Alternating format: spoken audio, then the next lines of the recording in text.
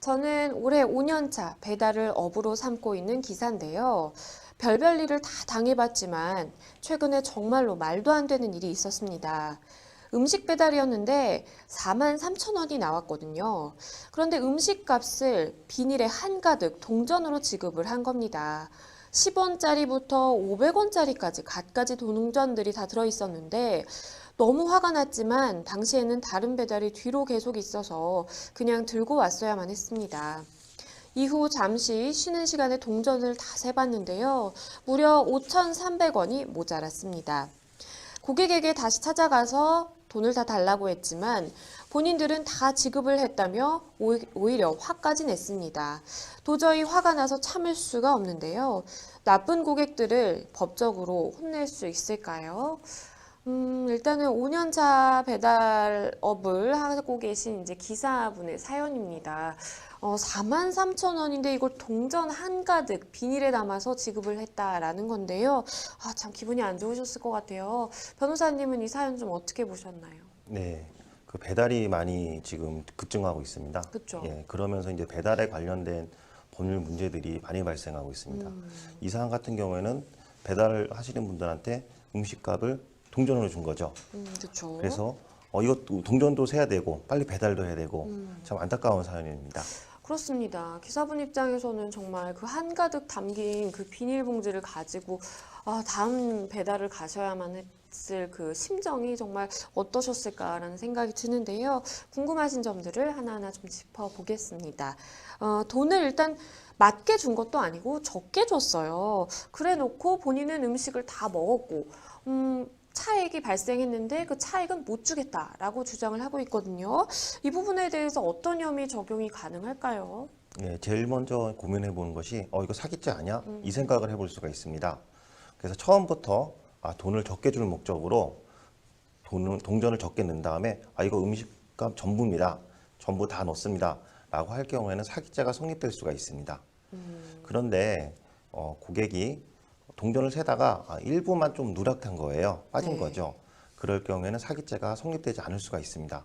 그럼 어떨 때는 사기죄가 되고 어떨 때는 사기죄가 성립되지 않은지 고민이 많을 겁니다. 그래서 전체 음식값과 그다음에 빠진 동전의 총 금액이 차익이 얼마나 되는지, 예를 들어서 많이 차이가 난다면 사기의 가능성이 좀 높아지겠죠. 그리고 그 손님께서 여러 차례 이런 행위가 반복됐으면 사기죄에 성립될 가능성이 높습니다. 그런데 이렇게 사기가 성립될 수도 있고 성립되지 않을 수 있기 때문에 경범죄 처벌법에서는 규정을 해놨습니다.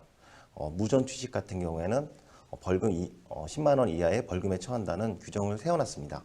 이렇게 무전 취식뿐만 아니라 택시나 버스, 무임 승차 같은 경우에도 경범죄 처벌죄로 처벌되게 규정했습니다.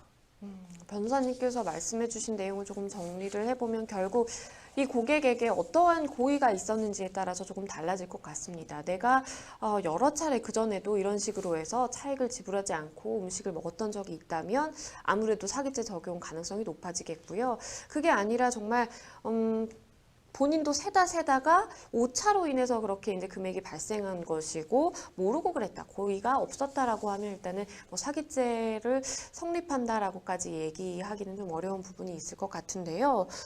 그런데 말씀해 주신 것처럼 배달하시는 이 기사님 입장에서는 그 동전도 하나하나 다 셌어야만 했거든요. 굉장한 시간 낭비가 있었고 일단은 업무를 하는데 차질이 빚어졌습니다. 그러면 이 부분에 대해서도 뭔가 처벌을 고려해 볼 수 있을까요? 예, 이 동전을 세다 보면 시간이 많이 흐르죠.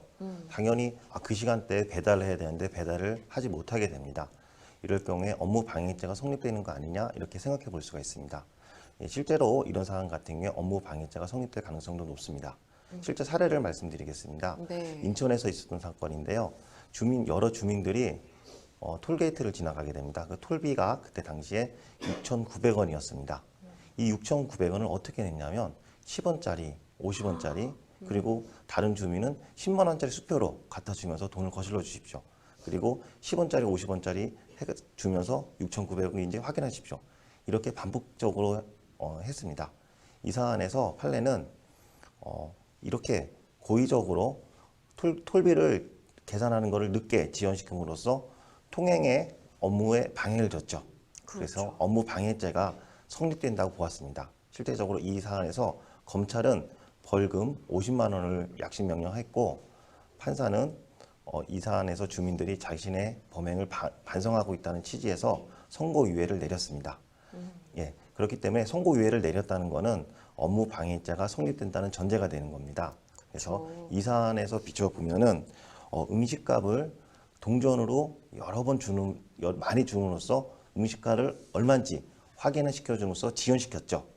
그럼으로써 배달 업무를 방해했죠. 그렇기 때문에 이 사안 같은 경우에는 위력에 의한 업무 방해죄가 성립될 가능성도 높습니다.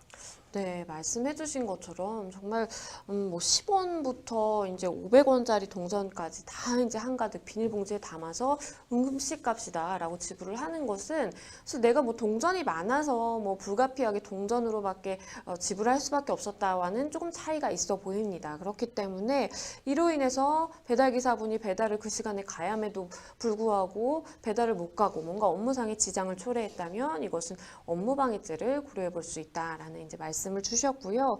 일단은 차액이 5,300원이다라고 말씀을 해주셨는데 이 돈 받아야 될 것 같거든요. 어떻게 하는 게 현명할까요? 예, 5,300원이라서 금액이 소송하기에는 너무 소액이라서 그렇죠. 저 고민이 많을 겁니다.